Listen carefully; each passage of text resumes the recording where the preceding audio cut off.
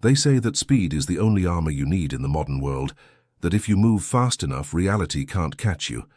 But on a calm, sunny afternoon in 1915, reality didn't just catch up. It struck from the dark. The RMS Lusitania was a floating palace, a cathedral of the Edwardian age built for billionaires and kings. She was designed to be unsinkable, unstoppable, and eternal. But in her belly, hidden beneath the crystal chandeliers and the fine china, lay a secret cargo that turned her into a ticking time bomb. Was she a victim of a war crime, or was she a sacrificial lamb dangled in front of a hungry wolf to drag America into the trenches? Why did the escorts vanish? And what really caused the second explosion that sent the greatest ship on Earth to the bottom in just 18 minutes? Tonight, we are not just telling a story of a shipwreck. We are opening a century-old cold case. From the secret codes of the British Admiralty to the frozen panic of a U-boat commander, we are going to walk the decks of the doomed Greyhound. So, pour a drink, settle into your favorite chair, and let the outside world fade away. It's time to go back to the moment the world changed. Welcome to the story of the Lusitania. The ocean has a memory. It is a vast, indifferent archive of human ambition, holding the blueprints of empires and the rusted skeletons of mistakes within its crushing depths. If you stare long enough at the grey, rolling surface of the North Atlantic, just off the old head of Kinsale, the water seems to shift. It seems to whisper. It tells a story of a time when steel was new, when coal was king, and when the world believed that speed was the only armor it would ever need. This is the story of a singular machine, a cathedral of rivets and steam, built to conquer the void between continents. She was the Greyhound of the seas, the pride of the Clyde, the RMS Lusitania. But to understand why she lies in the dark today, broken and dissolving into the silt, we cannot start with the Torpedo. We cannot start with the screams. We must start with the silence of the drawing room, with the clinking of crystal glasses, and with the dangerous, intoxicating idea that mankind had finally outpaced its own destruction. Go back to the beginning of the century. The early 1900s were a time of aggressive optimism. The map of the world was painted in the colors of empires, and the lanes of the ocean were the arteries that kept those empires alive. Britain ruled the waves, but a shadow was growing in the east. Germany was rising. The German shipping lines, Norddeutsche Lloyd, Hamburg, America, were launching vessels that were larger, faster, and more luxurious than anything the British had on the water. For the executives at Cunard, sitting in their wood-paneled boardrooms in Liverpool, this was not just a business problem, it was a national humiliation. And so a decision was made. They would not just build a ship, they would build a legend. They turned to the British government for a loan, a massive injection of capital to construct two sister ships, the Lusitania and the Mauretania. But money always comes with strings. The Admiralty, the grim men who moved fleets across maps like chess pieces, agreed to fund the construction on one condition. In times of war, these luxury liners would be at the disposal of the Crown. They were built for champagne and high society, yes, but hidden in their blueprints were the specifications for gun mounts. They were civilian angels with the skeletons of warriors. When the Lusitania was launched in 1906, she was a creature of superlatives. 787 feet long, 30,000 tons of steel. She was the largest moving object human beings had ever created. But her true weapon was her engines, quadruple expansion steam turbines, a new and ferocious technology that could drive her through the water at 25 knots. That is nearly 30 miles per hour. On land, that is a brisk drive. On the ocean, pushing a mountain of steel through resisting water, it is a miracle. She captured the Blue Riband, the accolade for the fastest Atlantic crossing. She became the darling of the press. To step aboard the Lusitania was to step into a floating palace. The first-class dining saloon was a two-tiered marvel of plasterwork and gold leaf, capped with a dome that let the Atlantic light filter down onto the finest china. There were elevators, electric lights, wireless telegraphs. The passengers who walked her decks felt a profound sense of safety. How could something so large, so civilized, and so incredibly fast ever be threatened? This was the psychology of the era. The Edwardians believed that technology had tamed nature. They looked at the Lusitania's 4 massive funnels, painted in the bold Cunard red and black, and they saw stability. They did not see a target. They saw a bridge that could not fall. But the world is fragile. In the summer of 1914, the intricate clockwork of European diplomacy shattered. An archduke died in Sarajevo, and the gears of the great machines began to grind. War was no longer a theoretical exercise for the Admiralty. It was a reality. Overnight, the Atlantic changed. The ocean, once a highway for commerce and tourism, became a battlefield. But it was a strange, undefined battlefield. The rules of engagement were written for an older age, an age of wooden ships and gentlemanly conduct. Cruisers were supposed to fire warning shots. They were supposed to allow crews to evacuate before sinking a merchant vessel. But technology had outpaced morality. The submarine, the Unterseeboot, had arrived. The U-boat was a new kind of horror. It was a predator that struck from below, an assassin that did not show its face. It was cramped, smelly, and fragile, but it possessed the power to sink a battleship.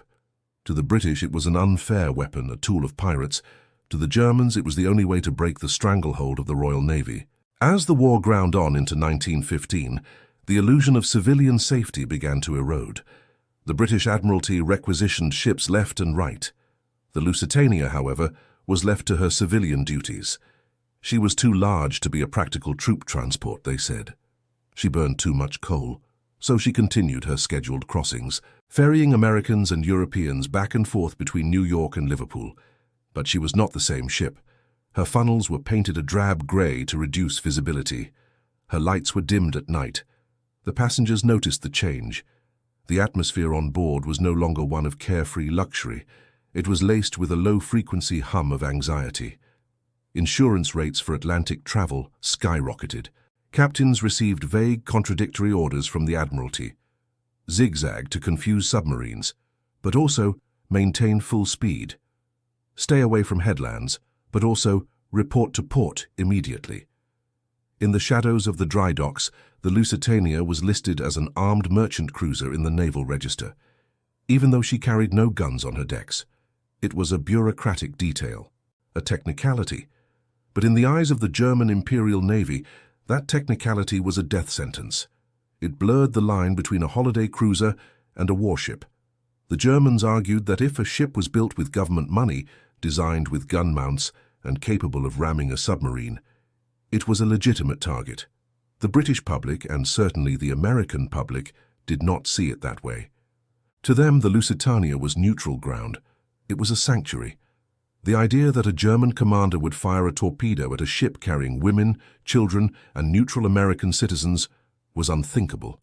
It was a violation of the natural order. And this is where the tragedy truly begins.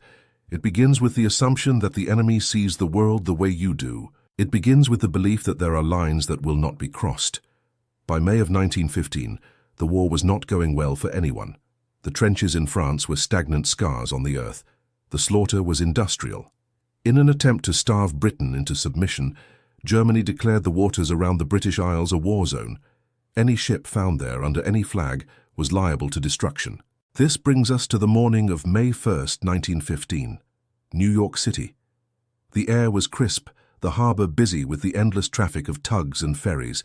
At Pier 54, the Lusitania sat like a resting beast, steam venting gently from her sides. She was preparing for her 202nd crossing. Supplies were being loaded, crates of food, luggage, mail sacks. Passengers were arriving in taxicabs, checking their trunks, marveling at the sheer size of the vessel that would take them home. It was a scene of organized chaos, the ritual of departure that had played out hundreds of times before. But on that specific morning, something else was circulating in the city, something small made of paper and ink. If you opened the New York newspapers that morning, the Times, the Tribune, the World, you would see the shipping advertisements.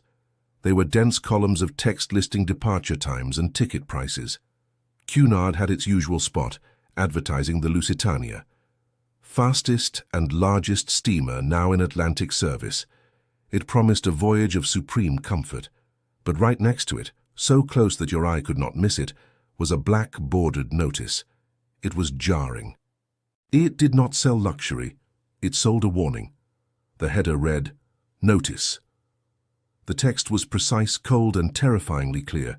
It said, "Travelers intending to embark on the Atlantic voyage are reminded that a state of war exists between Germany and her allies and Great Britain and her allies, that the zone of war includes the waters adjacent to the British Isles, that, in accordance with formal notice given by the Imperial German government, vessels flying the flag of Great Britain or any of her allies are liable to destruction in those waters, and that travelers sailing in the war zone on ships of Great Britain or her allies do so at their own risk."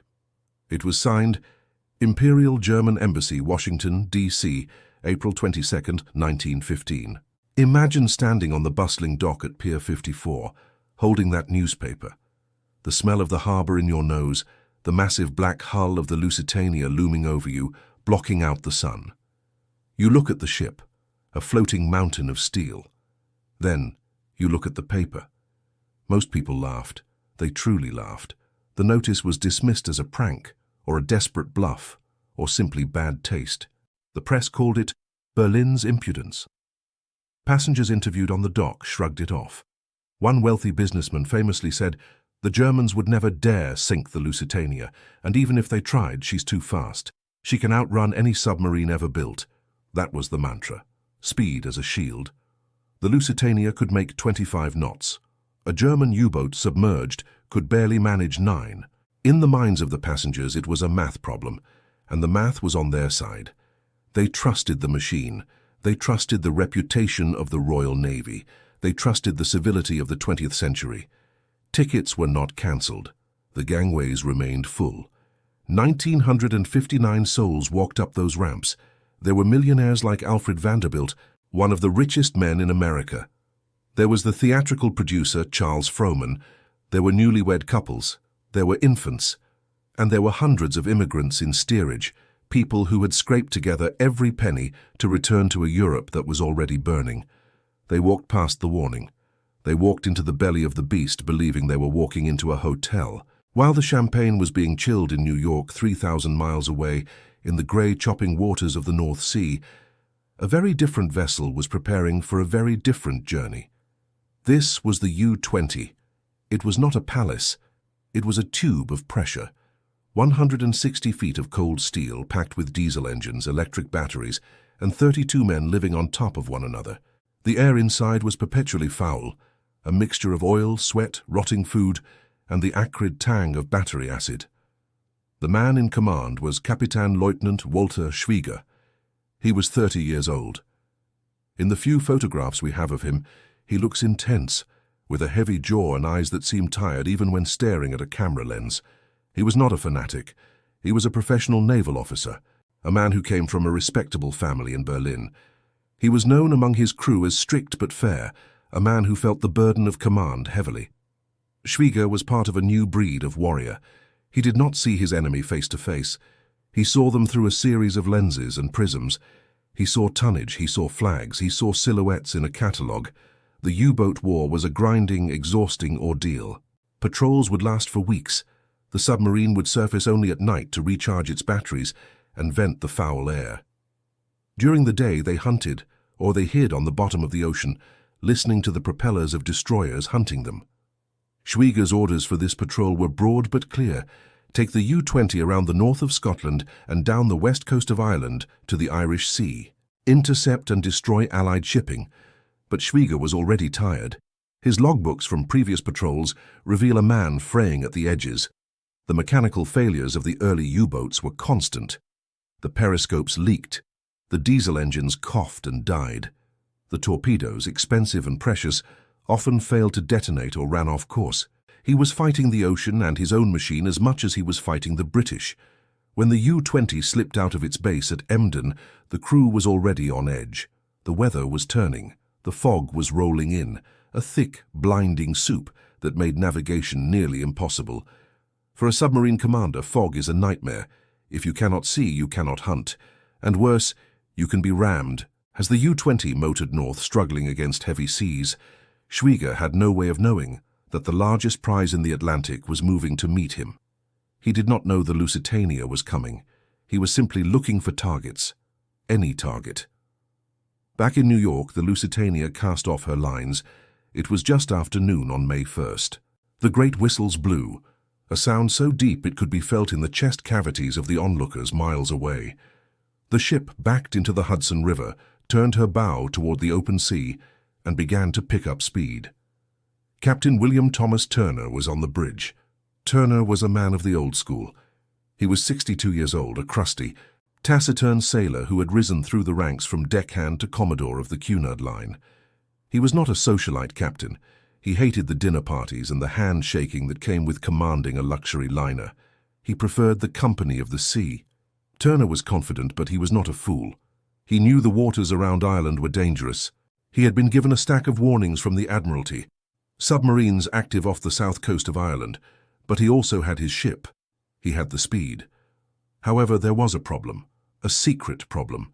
The Lusitania was designed to run on 4 boiler rooms powering 4 propellers, but due to the war, coal was being rationed and labor was short. Cunard had ordered one of the 4 boiler rooms to be shut down to save money. This meant the Lusitania was not running at her full top speed of 25 knots.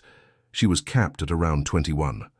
21 knots is still fast, faster than any submarine. But it reduced the margin of error. It meant the ship would be in the danger zone for just a little bit longer. And there was another issue. The shield of speed relied on the ship being able to see where it was going. If the fog came down, the same fog that was plaguing Schwieger in the U-20, Turner would have to slow down. He couldn't risk running aground on the Irish coast or colliding with another vessel. So the great ship sailed east into the grey Atlantic. The passengers settled into their routines. They played cards in the smoking room. They walked the promenade deck, wrapped in furs against the wind. They listened to the ship's orchestra play waltzes. They felt safe. They felt isolated from the madness of Europe. But beneath their feet, below the waterline in the cavernous forward hold, sat a secret that would fuel conspiracy theories for a century. The Lusitania's manifest, the list of cargo she was carrying, was a public document. It listed innocent things: sheets of brass, copper, cheese, beef, furs, oysters. But there were other entries that were technically legal under the complex laws of the time, but catastrophically risky. Hidden among the cheese and the oysters were crates marked cartridges, specifically 4,200,000 rounds of 303 caliber rifle ammunition. These were bullets destined for the British Army in the trenches of Flanders. There were also cases of shrapnel shells, empty according to the manifest, but still war materiel. There were fuses. There was aluminum powder used in the manufacture of explosives. The Lusitania was carrying a dragon's hoard of munitions. The passengers eating their soup in the dining saloon had no idea that they were sitting on top of an arsenal. The British Admiralty knew. The German spies in New York who watched the loading from the piers suspected it. This cargo transformed the ship. In the eyes of international law, she was a mixed vessel. She was a passenger liner, yes, carrying civilians protected by the rules of war, but she was also a blockade runner, carrying the means to kill German soldiers. It was a calculated gamble. The British government believed that the presence of American civilians would act as a human shield. They believed the Germans would not dare attack a ship so full of innocents, regardless of what was in the hold. They were betting on the morality of their enemy. But war erodes morality. It replaces it with efficiency. As the days passed, the gap between the Lusitania and the U-20 closed. The Atlantic, which seems so vast on a map, is actually a series of narrow corridors. Ships follow specific routes to save fuel and time. They converge on specific points, landmarks like the Fastnet Rock and the Old Head of Kinsale. These are the funnels of the ocean. Schwieger and the U-20 arrived in these waters first. The journey had been brutal. The weather had battered the small submarine. The crew was exhausted, their skin pale and yellow from the fumes and the lack of sunlight. The dog aboard the submarine, a dachshund that was the crew's mascot, was lethargic. Schwieger was frustrated. He had sunk a few small vessels, a schooner, a steamer, but nothing significant. He had chased other ships and lost them in the fog. He was low on fuel. He had only 3 torpedoes left in the forward tubes. By May 6th, the day before the disaster, Schwieger was considering turning back. He wrote in his log about the thick fog that blinded him. He could hear the foghorns of ships around him, ghostly moans in the whiteout, but he could not see them to attack. It was a game of blind man's bluff played with high explosives. He decided to stay for one more day, just one more day. He would patrol the shipping lane off the old head of Kinsale, the final landmark ships used before turning toward Liverpool. If the weather didn't clear, he would head home to Germany. Meanwhile, the Lusitania was entering the danger zone. On the night of May 6th, the passengers held their final concert. It was a tradition. They sang Tipperary and God Save the King. The mood was patriotic and defiant. The captain, however, was not singing. Captain Turner was on the bridge, staring into the dark. He had received new warnings. Submarines active in Southern Irish Channel. Submarine off Fastnet. The warnings were coming in, but they were strangely lacking in detail. The Admiralty Intelligence Division, known as Room 40, was tracking the U-20. They had intercepted Schwieger's radio signals. They knew exactly where he was, but they did not tell Captain Turner. Why? This is one of the dark questions that hangs over the story. Was it incompetence? Was it a desire to protect the secret that they had broken the German naval codes? Or was it something more sinister, a calculation that the Lusitania was on her own? Turner did what he could. He ordered the lifeboats to be swung out, hanging over the sides of the ship, ready for lowering. He doubled the lookouts. He ordered the watertight doors closed, but he did not zigzag. Zigzagging, changing course every few minutes, was the standard defense against submarines. It made it hard for a U-boat commander to calculate the speed and trajectory of the target.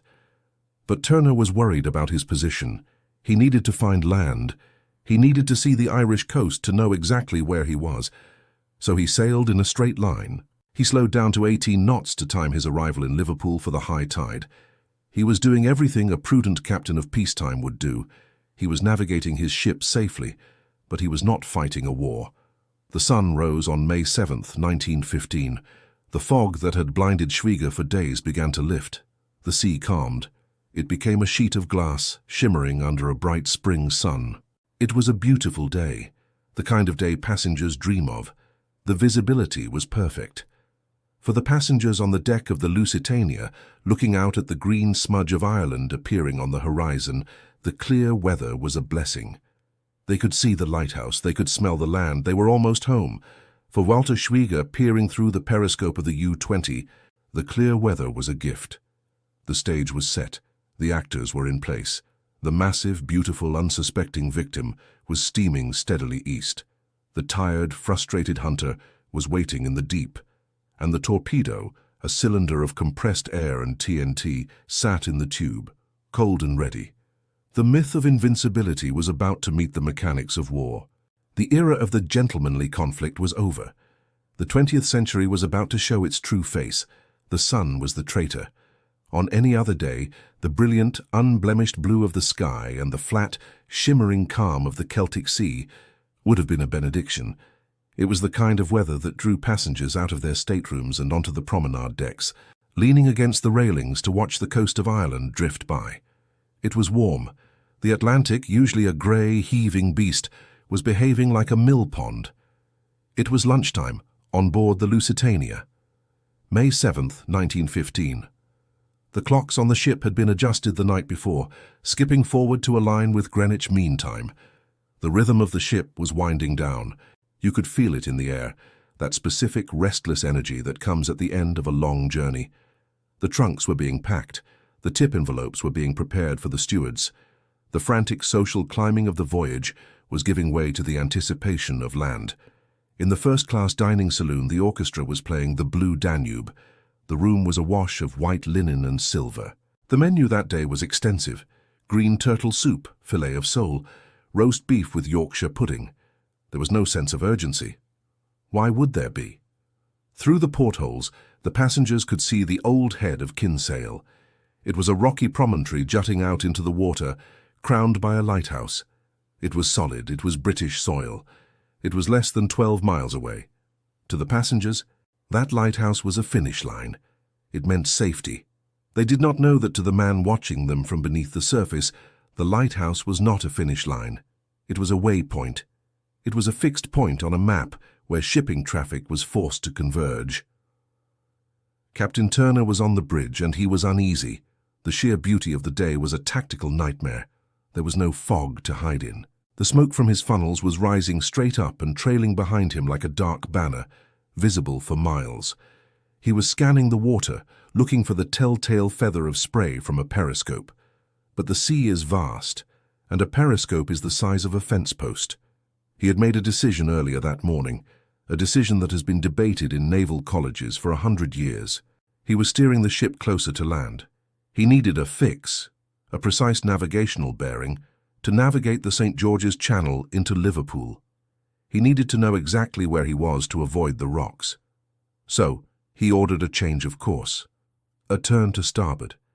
It was a routine maneuver, a mundane act of seamanship. But in the cruel geometry of the ocean, that turn was the final tumbler falling into place in a lock. Miles away, suspended in the green twilight of the underwater world, Walter Schwieger was at the periscope of the U-20. The atmosphere inside the submarine was thick. They had been submerged for hours. The air was heavy with carbon dioxide, making the crew sluggish and irritable. They were low on fuel. They had only 2 torpedoes left in the forward tubes. Schwieger was ready to go home. He had noted in his log that the weather was too bright, the visibility too good for a submarine to attack safely. Destroyers could spot him from miles away. He had essentially decided the patrol was over. Then he saw the smoke. At first it was just a smudge on the horizon, a dark stain against the blue sky. Schwieger adjusted the focus on the periscope. He watched as the smudge grew, separating into 4 distinct columns. 4 funnels. In 1915, 4 funnels meant only one thing: speed, power, size. Only the greatest liners on Earth carried 4 funnels. The Titanic had 4, the Olympic had 4, the Mauretania, and the Lusitania. Schwieger called out the sighting to his pilot. He didn't know the name of the ship yet, only that it was a large passenger steamer. He began the calculations. He was ahead of the target, but the ship was moving fast, too fast. Based on his initial math, the steamer would pass safely ahead of the U-20. The submarine, with its underwater speed of maybe 8 or 9 knots, had no hope of catching a liner doing 18. Schwieger watched the prize slip away. It was a matter of angles. The geometry didn't work. The Lusitania was going to survive simply because she was faster. And then, the Lusitania turned. Up on the bridge, Captain Turner ordered the helm over. He brought the ship around to a heading of 87 degrees east. He wanted to get a better view of the old head of Kinsale. He wanted to line up his approach to Liverpool. Down in the U-20, Schwieger must have blinked. Through the lens of the periscope, he saw the massive profile of the ship swing around. She wasn't turning away. She was turning toward him. She was presenting her entire starboard side, a wall of steel 700 feet long directly across his line of fire. It was as if the target was offering itself to him. The mood in the submarine shifted instantly. The lethargy vanished. This was the moment the machine was built for. The crew scrambled to their battle stations. The torpedo men in the bow greased the tube. The navigator began shouting numbers: range, speed, angle of bow. Schwieger kept his eye pressed to the rubber cup of the periscope. The ship was huge now. It filled the lens. He could see the white upper works, the black hull, the red funnels. He could see the flags fluttering. He could identify her now. He checked his recognition book. Lusitania, he said. There was no hesitation recorded in the logs, no moment of moral crisis, no debate about the women and children on board. Schwieger was a soldier, and this was a weapon of war. He was operating under the rules of the war zone. The ship was British. It was in prohibited waters. It was a target. He waited. He had to be sure. The range dropped. 700 meters. 500 meters. The Lusitania was so close that the sound of her propellers, the thrumming, rhythmic beat of the giant blades, would have been audible through the steel hull of the U-20. At 2:10 p.m., Schwieger gave the order. Fire. The G-type torpedo was a complex machine in its own right. It was 20 feet long, powered by compressed air and heated by a mixture of fuel and water. When the command was given, a blast of air pushed it out of the tube. The U-20 bucked slightly as the weight left the bow. The Torpedo's engine kicked in with a high-pitched whine. Its propellers spun, driving it forward at 35 knots. It set its depth to 3 meters, 10 feet below the surface. Schwieger watched. A trail of bubbles, a white scar on the blue water, raced away from the submarine. It was a straight line drawn with a ruler. On the deck of the Lusitania, the lunch crowd was beginning to disperse. Some had gone to the lounge for coffee, others were strolling on the deck. A young man named Leslie Morton, an 18-year-old lookout stationed on the bow, was scanning the water. He had been sharp-eyed all voyage, he saw it. It looked like a streak of foam. A white torpedo path, he later called it. It was moving impossibly fast, cutting through the calm water, heading diagonally toward the ship's bridge. Morton grabbed the megaphone. He shouted with everything he had in his lungs, "Torpedo coming on the starboard side!" On the bridge, the second officer heard the shout. But it was too late. Physics had taken over. A ship weighing 30,000 tons, moving at 18 knots, cannot stop. It cannot turn on a dime. It carries the momentum of a freight train. There were roughly 35 seconds between the order to fire and the impact. 35 seconds. In the dining saloon, a spoon clinked against a bowl. On the promenade, a match was struck to light a cigar. In the nursery, a child laughed. In the hold, the crates of ammunition sat in the dark. The torpedo struck. It hit the starboard side just behind the bridge, slightly forward of the first funnel. The sound was not what people expected. It wasn't a sharp, cracking bang. Survivors described it as a heavy, dull thud, like a massive hammer hitting a hollow anvil. The ship shuddered. It was a violent, vibrating shock that ran through the steel skeleton of the vessel. Glasses toppled off tables. People lost their footing. A column of water and debris shot into the air higher than the funnels. Coal dust, splintered wood, and seawater rained down on the deck. For a split second, there was a pause, a moment where the mind tries to process the impossible. The ship had been hit, but she was the Lusitania. She was built with transverse bulkheads. She had watertight compartments. She was designed to float even if 2 of them were flooded. But then came the sound that changed history. Seconds after the torpedo impact, perhaps 10 or 15 seconds later, a second explosion ripped through the bowels of the ship. This was not the torpedo was gone. This was something else. It was a much larger, deeper, more resonant blast. It came from inside the ship, from the very bottom of the hull. Survivors described it as a long, rumbling roar. It felt as if the bottom had fallen out of the world. The deck didn't just vibrate, it buckled. Steam vents blew out. The floorboards in the dining saloon splintered upward. This second explosion is the dark heart of the Lusitania mystery. Schwieger, watching through his periscope, was startled. He wrote in his log, "An unusually heavy detonation takes place." The ship stops immediately and heels over to starboard very quickly, immersing the bow. It looks as if the ship is going to capsize very shortly. He noted that the explosion seemed to involve the boilers or coal or powder.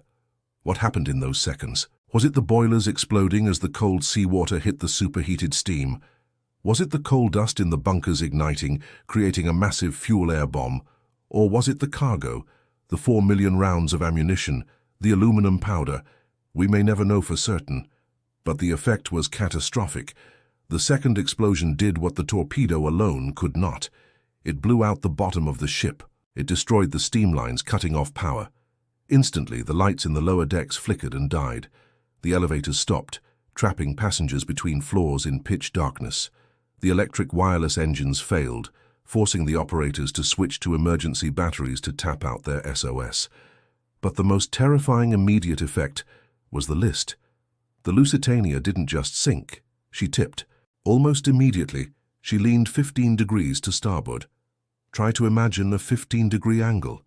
It doesn't sound like much on a protractor, but on a floor, it is impossible to walk. Tables slid across the dining room, crushing people against the walls. Plates, chairs, luggage. Everything that wasn't bolted down became a projectile, and the list kept growing. On the bridge, Captain Turner tried to reverse the engines.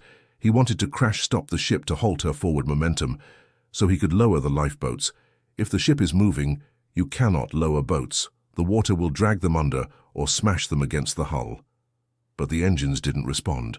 The telegraph cables had been severed by the second explosion. The control room was dead. The Lusitania was now a runaway train, ploughing through the water at 18 knots, listing heavily to the right and sinking by the bow.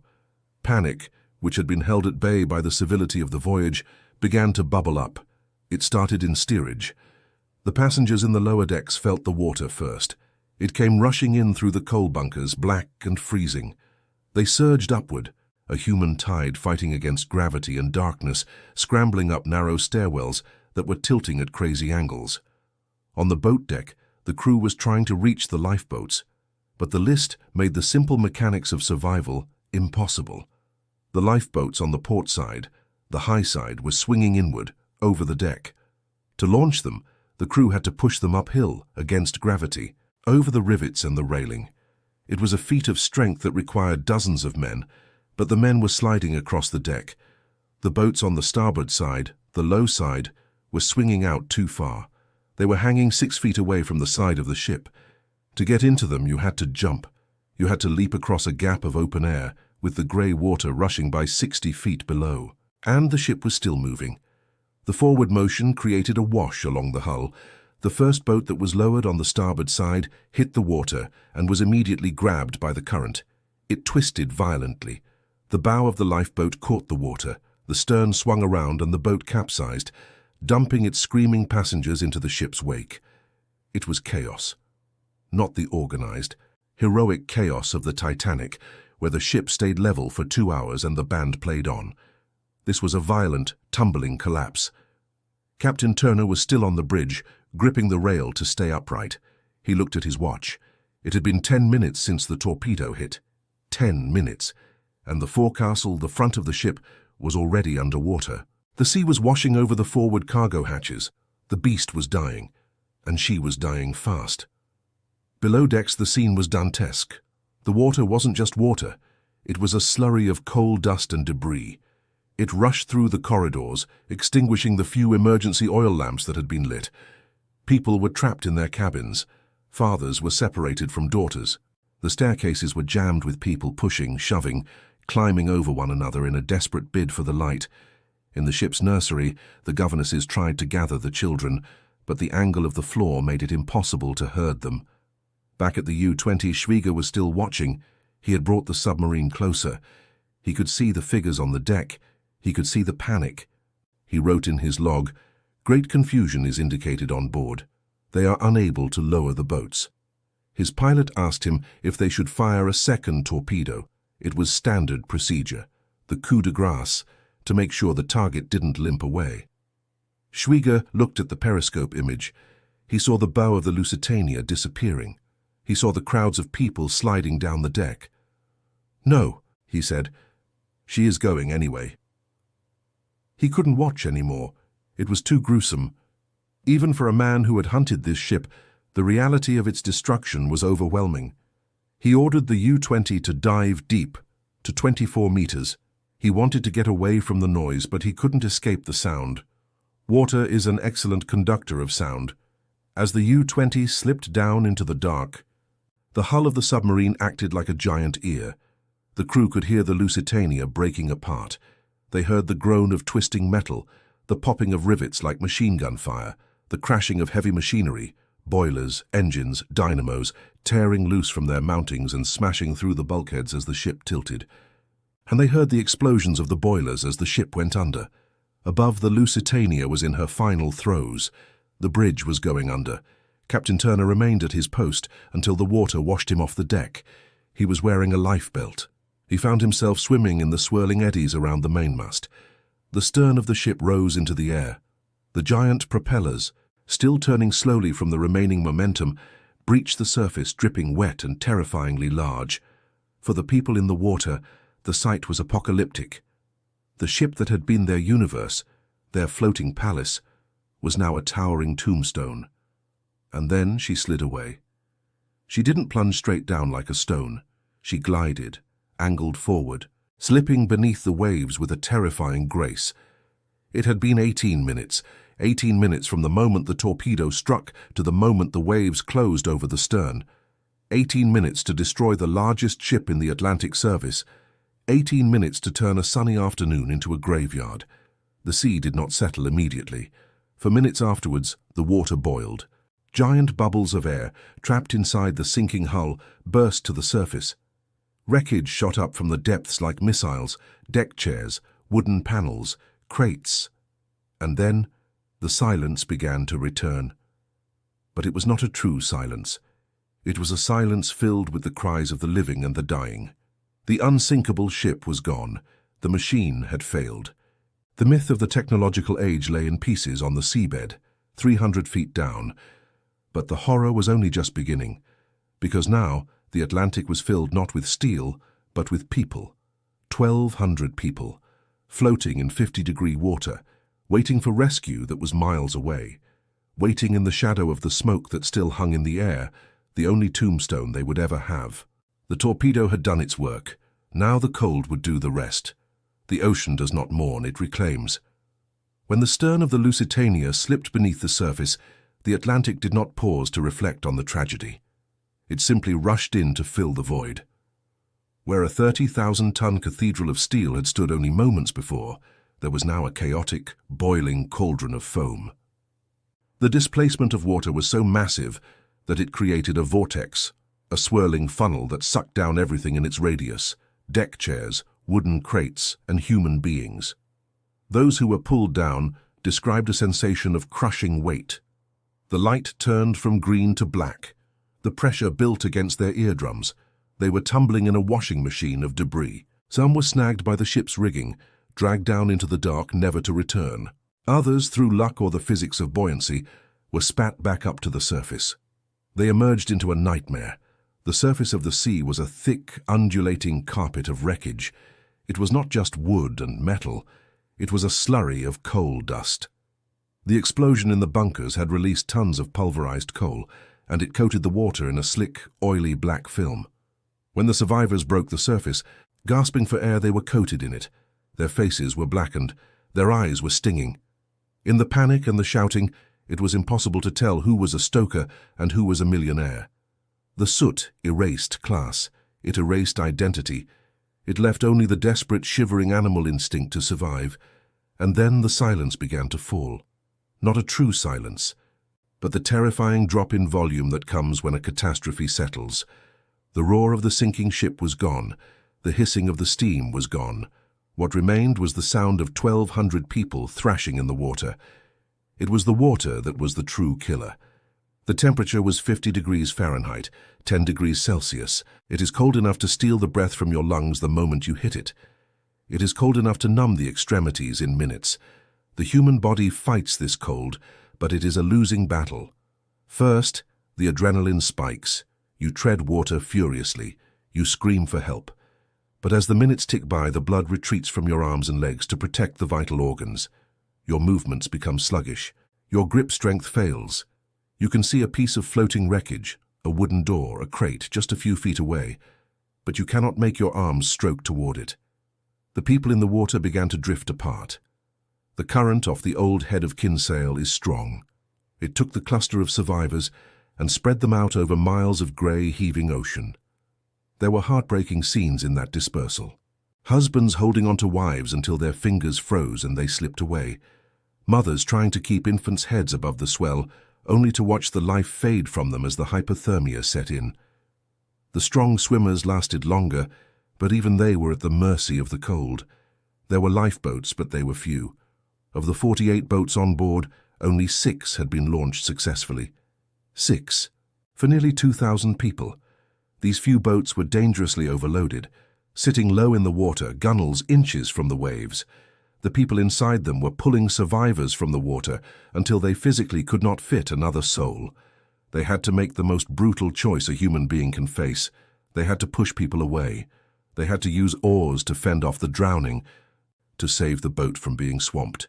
Imagine the sound of that. The wood knocking against hands, the pleas fading into the wind. Among the debris floated a man in a lifebelt, his face smeared with grease, his gold braid tarnished by the muck. It was Captain William Turner. He had stayed on the bridge until the water washed him off. He had gone down with his ship, found a floating chair in the darkness, and kicked his way back to the surface. Now he was just another piece of flotsam. He clung to the chair, shivering violently, watching the spot where his command had vanished. Turner was a man of the sea. He knew the odds. He knew that rescue needed to be immediate. But the horizon was empty. Where was the help? The tragedy of the Lusitania is not just the torpedo, it is the delay. The SOS had gone out. "Come at once, big list, 10 miles south Old Head Kinsale." The signal had been picked up. In Queenstown, the naval station had received it. In London, the Admiralty knew. But the response was paralyzed by fear. The fear of the trap. The British Navy had a protocol. They knew that U-boats often used a tactic called the double tap. They would torpedo a ship, wait for the rescuers to arrive, and then torpedo the rescue vessels. It was a brutal logic, but effective. Because of this, the large naval cruisers that were in the area, ships like the HMS Juno, were initially ordered away from the scene. The Admiralty could not risk a capital ship to save civilians. It was a cold calculus of war. Assets were more valuable than souls. So the people in the water waited. They waited for 3 hours. 3 hours in 50-degree water. The sun began to dip lower. The light turned gold, then grey. The seagulls, attracted by the debris, began to circle overhead, their cries mocking the silence below. Eventually, the rescue came not in the form of grey warships, but in a ragtag flotilla of fishing boats, trawlers, tugs, the Bluebell, the Wanderer, the Heron. These were small, weathered vessels manned by local Irish fishermen. They had seen the smoke, they had heard the explosions, and unlike the Navy, they did not care about the trap. They steamed out from the coast, pushing their small engines to the breaking point.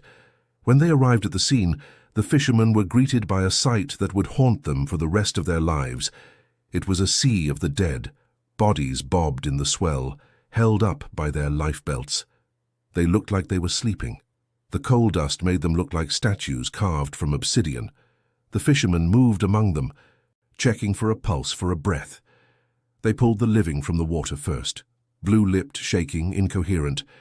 Then they began the grim task of collecting the dead. The decks of the fishing trawlers were soon stacked with corpses. They were piled like cordwood. The smell of the coal dust mixed with the smell of the sea and the smell of death. As the Bluebell turned back toward Queenstown, Captain Turner was found. He was barely conscious. He was hauled aboard, wrapped in blankets, and set down among the other survivors. He did not speak. He just stared at the floorboards. He was alive, but his life as he knew it was over. He was the captain who had lost the Lusitania. The scene in Queenstown that night was one of medieval horror. The town was overwhelmed. The harbour, usually quiet, was choked with boats unloading the dead and the dying. The Queenstown Hotel was turned into a makeshift hospital. The Cunard offices became a morgue. But there wasn't enough room. The dead were laid out on the sidewalks. They were stacked in sheds. The locals brought out sheets and candles. The survivors wandered the streets in a daze. Some were wearing ill-fitting clothes given to them by the locals, men in fishermen's sweaters, women in rough wool shawls. They were searching. They moved from body to body, lifting the sheets, looking for a husband, a wife, a child. The sound of Queenstown that night was the sound of weeping, a low collective moan that seemed to rise from the cobblestones. And in the middle of it all, the telegraph lines began to hum. The news hit New York like a physical blow. It was late afternoon on May 7th. The bulletin boards outside the newspaper offices, the Times, the Tribune, began to post the updates. Lusitania torpedoed. Sinking feared. Heavy loss of life. Crowds gathered. At first there was disbelief. The Lusitania? The giant? It was impossible. It was the Titanic all over again, but worse. This wasn't an iceberg. This was murder. As the night wore on, the details became more specific. The names of the dead began to trickle in. Vanderbilt, Frohman, Hubbard. The American public, which had been steadfastly neutral, watched in horror as the body count rose. 128 Americans were dead. The mood shifted instantly. The German warnings, the advertisements in the papers were no longer seen as impudence. They were seen as a premeditated confession. The German embassy in Washington was besieged by reporters. But while America raged, a very different reaction was taking place in Berlin. In the German naval headquarters, There was a strange mixture of triumph and anxiety. The U-20 had succeeded beyond anyone's wildest dreams. A single submarine, a single torpedo, had taken out a pride of the British fleet. It proved the power of the U-boat. It justified the investment. But the politicians were terrified. They looked at the list of American dead and they saw a sleeping giant waking up. They knew that if America entered the war, Germany was doomed. And what of Walter Schwieger? The U-20 was limping home. The atmosphere inside the submarine was not jubilant. It was subdued. The crew knew what they had done. They had seen the people sliding off the deck. They had heard the screaming. Schwieger sat in his tiny wardroom writing in his log. His entries were clinical, precise, almost detached. He recorded the coordinates. He recorded the sinking time. But there is a silence in the margins of that logbook. He did not radio a victory message. He did not fly a victory pennant. He crept back to Wilhelmshaven in the dark. When he arrived, he was not greeted with a parade. He was greeted with a summons. The Kaiser was furious. The Kaiser wanted a victory, yes, but not this victory. Not a victory that looked like a massacre. Schwieger was debriefed. He was told to keep quiet. The German government launched a massive propaganda campaign to justify the sinking. They claimed the Lusitania was armed. They claimed she was carrying troops. They claimed the secondary explosion proved she was packed with illegal explosives. Schwieger became a ghost. He was a hero to the Navy, but a liability to the state. He would go out on more patrols. He would sink more ships. But he carried the weight of the Lusitania with him.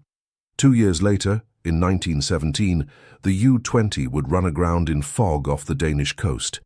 Schwieger would scuttle her, blow her up with his own torpedoes to prevent capture. He would eventually die in a different submarine, the U-88, lost with all hands. He never saw the end of the war he helped escalate. Back in London, the blame game had begun. First Lord of the Admiralty, Winston Churchill, and the First Sea Lord, Jackie Fisher, were in a difficult position. They had lost a major asset, but worse, they had failed to protect it. The questions began to fly immediately. Why was the Lusitania alone? Why was the escort, the Juno, recalled? Why was Captain Turner not given the specific intelligence about the U-20's location? The Admiralty did what powerful institutions often do when faced with a catastrophic failure. They found a scapegoat. They turned their eyes to Captain Turner. Turner was an easy target. He was old, he was grumpy, he was working class. He lacked the political connections of the Admiralty lords. In the days following the sinking, while Turner was still recovering from hypothermia and shock, the Admiralty began to build a case against him. They leaked stories to the press. They suggested he had disobeyed orders. They said he was moving too slowly. They said he was too close to the coast. Churchill wrote a memo that is chilling in its cynicism. We should pursue the captain without check. They wanted to frame the narrative. The Admiralty had done its job. The captain had failed.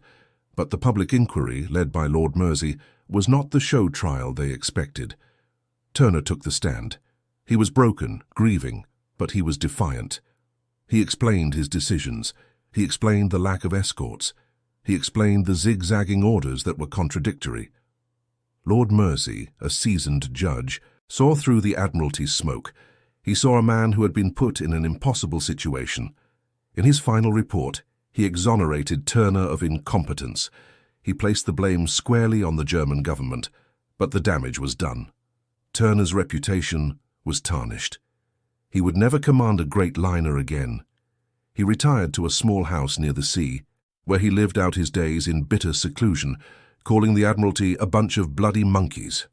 The dead, however, did not care about inquiries or reputations. They cared about the silence.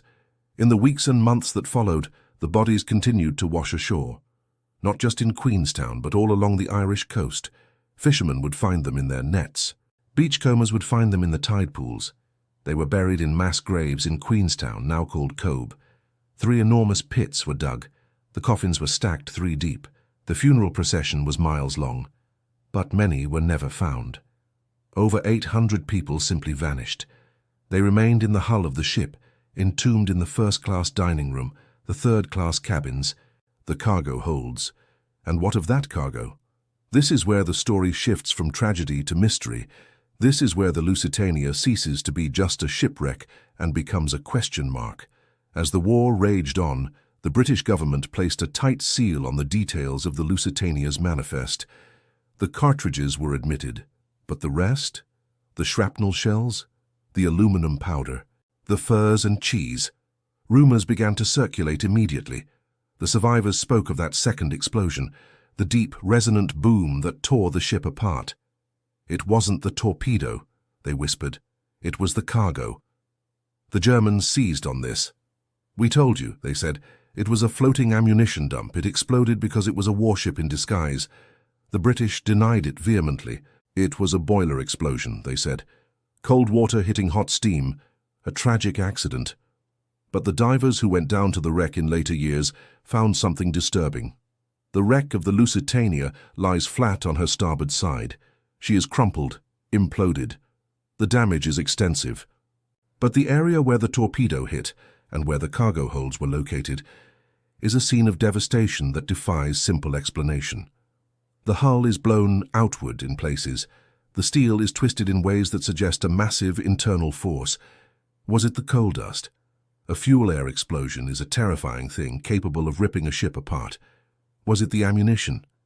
4 million rounds of bullets is a lot of gunpowder. Or was it something else? Something secret? There are stories of Royal Navy divers visiting the wreck in the 1950s, using explosives to destroy navigational hazards. But some historians argue they were destroying evidence. They were collapsing the hull to hide what was inside. We still do not know for sure. The manifest remains a subject of debate. The British government has released papers, but many are still redacted or missing. The Lusitania sits in the dark, guarding her secrets. She is a crime scene that has never been fully processed. But in 1915, the technical details didn't matter to the man on the street. What mattered was the feeling that the world had changed.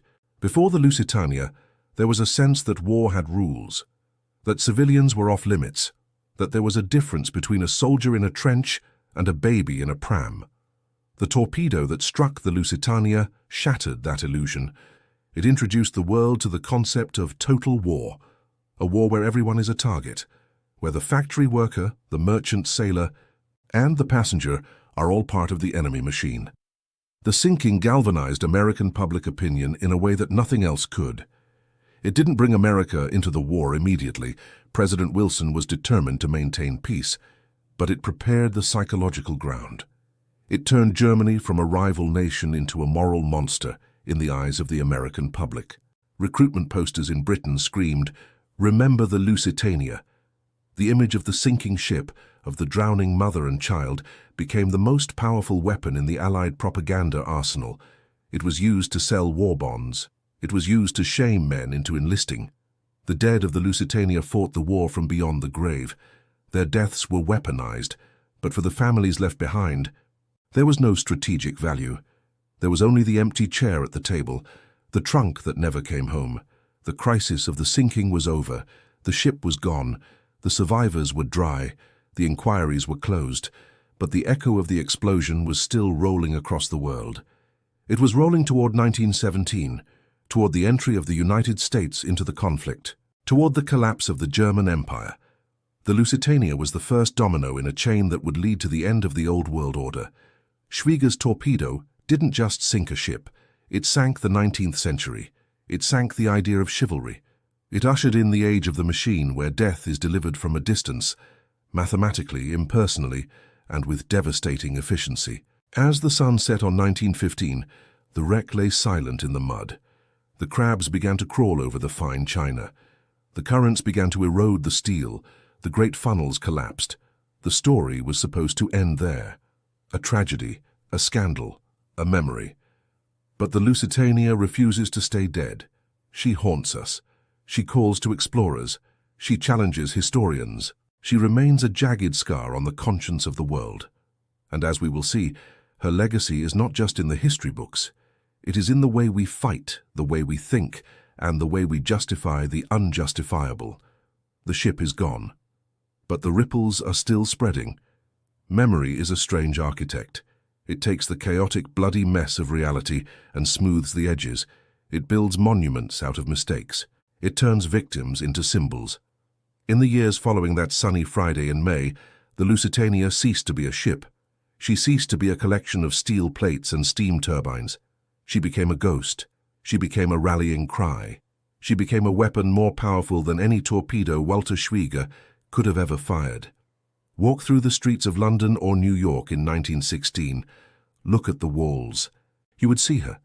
Not the real ship with her coal dust and her screaming passengers, but an artist's rendering, a lithograph of a majestic vessel rearing up out of the water, surrounded by drowning women in white dresses, clutching babies to their chests. The posters screamed a single word in bold blood-red type: enlist. Remember the Lusitania. It was the slogan of the age. It was printed on recruitment pamphlets, stamped on medals, shouted from podiums.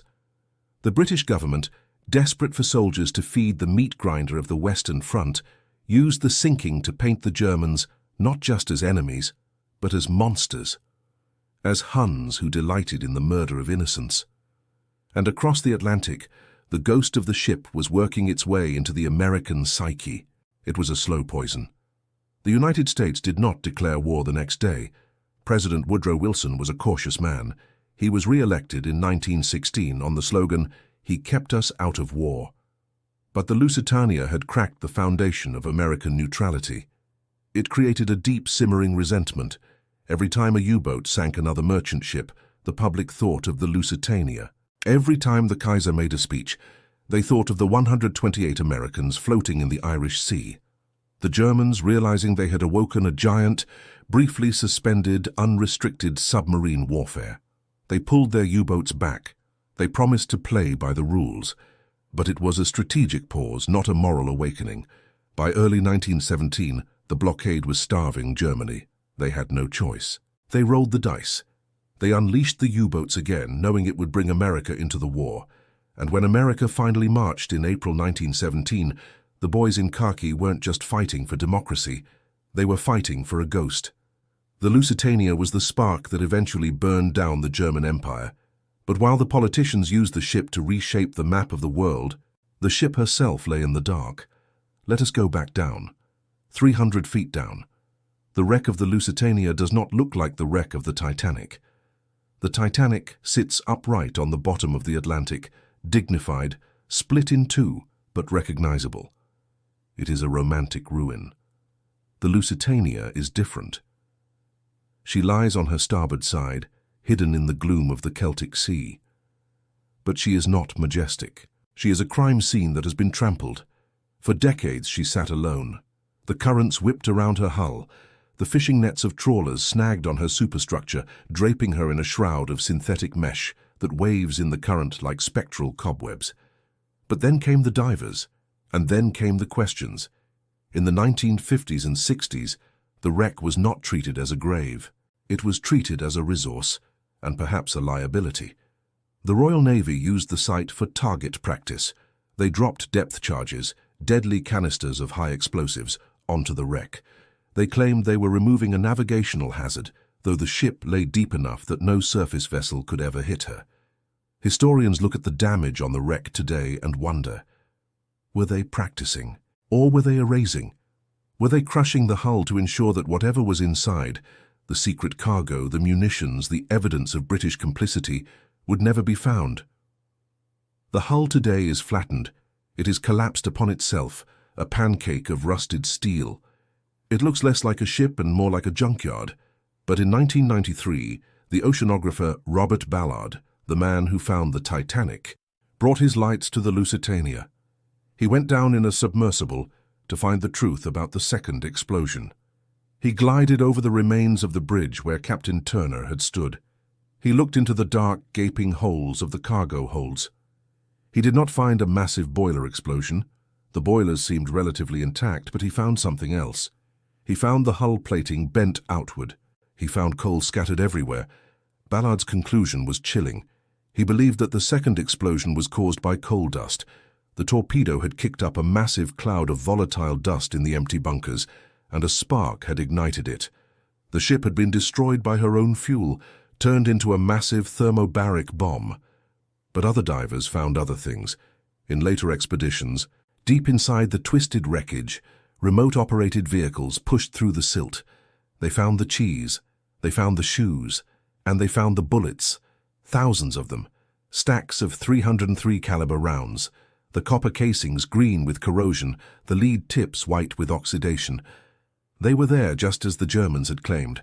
The presence of the munitions does not justify the sinking. Firing a torpedo at a passenger liner without warning is a war crime, regardless of what is in the hold. You do not blow up a bus because there is a box of ammunition in the trunk, but it complicates the narrative. It adds a layer of grey to the black and white propaganda of 1915. The passengers were human shields. They were unknowingly sitting on top of a powder keg, placed there by a government that gambled their lives against the German torpedoes. The wreck is dissolving now. The Atlantic is acidic. The metal is being eaten by iron-loving bacteria. Rusticles, orange stalactites of oxidized iron, drip from the railings. Every year the Lusitania gets smaller. Every year she settles deeper into the mud. Soon she will be gone entirely. Just a stain on the seabed. But what of the people? History remembers the ships. It remembers the captains. It remembers the kings. But it rarely remembers the steerage. Go to the old church cemetery in Cove, Ireland. It is a quiet place, green and damp, overlooking the harbour. There you will find the mass graves. They are marked with simple stones. Some have names. Many do not. They are the unknown. Beneath the grass lie the bodies of men who shoveled coal for a living, women who were travelling to America to become maids, children who never learned to walk. They were the collateral damage of a new kind of war. Before the Lusitania, there was a belief that civilians were safe, that the war was for soldiers in uniform, fighting on designated battlefields. The Lusitania destroyed that idea. It proved that in the 20th century, there is no such thing as a non-combatant. The factory worker making the shells is a target. The merchant sailor transporting the food is a target. The child on the ship is a target. This is the true legacy of the Lusitania. It is not about the speed of the ship or the politics of the Admiralty. It is about the threshold we crossed. Once the world accepted that a submarine could sink a passenger liner, the rules were rewritten. The outrage faded. The horror became normalized. Fast forward 25 years to World War II. The Atlantic is a battlefield again, but this time there are no warnings. There are no newspaper ads. U-boats hunt in wolf packs, sinking everything that moves. Allied bombers firebomb cities, turning Dresden and Tokyo into infernos, killing tens of thousands of civilians in a single night. The shock of 1915 had become the strategy of 1945. The Lusitania was the first slip down the slope toward total war, the logic that says victory justifies any cost, and that mercy is a luxury we cannot afford. We are still living in that world. When we look at modern conflicts, at drone strikes and missile attacks, we are looking at the ripples caused by that single torpedo. We are looking at a world where technology distances the killer from the killed. Walter Schwieger looked through a periscope and saw a silhouette. He pushed a button. He didn't have to look the baby in the eye. He didn't have to hear the mother scream. He just watched the tonnage sink. That clinical detachment is the hallmark of modern warfare.